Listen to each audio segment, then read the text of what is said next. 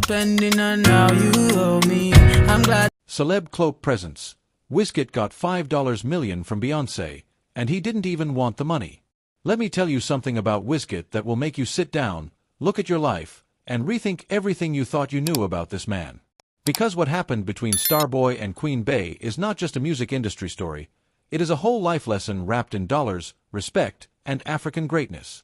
And if you think you've heard this story before, I promise you, you haven't heard it like this. Okay. So picture this.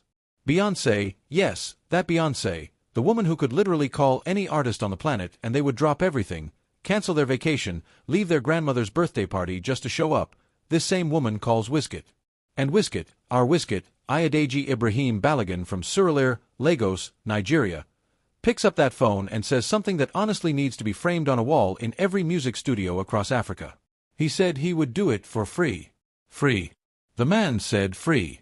Now before you start laughing or raising your eyebrow, understand what was actually happening in that moment. Wizkid didn't see Beyoncé as just another industry colleague. He saw her as a mentor figure. Someone whose artistry, whose discipline, whose generational impact had influenced the kind of artist he was becoming. So in his mind, featuring on her project wasn't a transaction. It was an honor. It was almost sacred.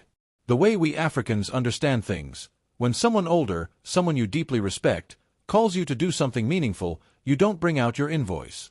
You show up. You give your best. And you go home grateful. That is the African in Wizkid talking. The Lagos in him. The culture. But here is where the story shifts, and this is the part that should make every creative, every artist, every person who has ever undervalued their work because of love or loyalty, stop and breathe for a second. Beyoncé said no. She refused to take his verse for free. She looked at what Wizkid represented, not just in Nigeria, not just in Africa, but in the global conversation of music, and she said, "Your work has value, and I will pay for it." Reports from multiple industry insiders have consistently placed that payment at $5 million. Some say 5.5. Either way, we are talking about a number that would make your entire family tree stand up and clap. $5 million. For a verse. On one song. And it doesn't stop there. Beyoncé also covered his flights. His hotel. Everything. The woman made sure that Wizkid was taken care of in every sense of the word. That is not just a business transaction, that is respect in its highest currency.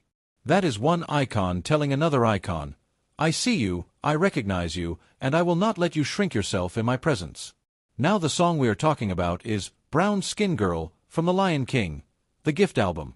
And if you have not listened to that record, what exactly have you been doing with your life? The song also features Blue Ivy, yes, Beyoncé's own daughter, and it became this powerful, emotional celebration of black and brown skin women everywhere. It was beautiful. It was necessary. It was the kind of music that makes you feel something real. And when that song won a Grammy, let that land, when Brown Skin Girl won a Grammy, Wizkid spoke about it in a way that told you everything. He didn't talk about the money first. He talked about what the award meant. He talked about the song's message. That Grammy, he said, meant the world to him. Because for Wizkid, this was never really about the $5 million. It was about the art. About what the song stood for. The money was Beyoncé's way of making sure he understood his own worth even when he was willing to give it away for love. And that right there is the real conversation we need to be having in the Nigerian entertainment industry. We have artists, creatives, producers, incredibly talented people who constantly give away their value because of connection, because of loyalty, because of the dream of blowing. And sometimes that humility is beautiful. But there is a difference between humility and self-erasure.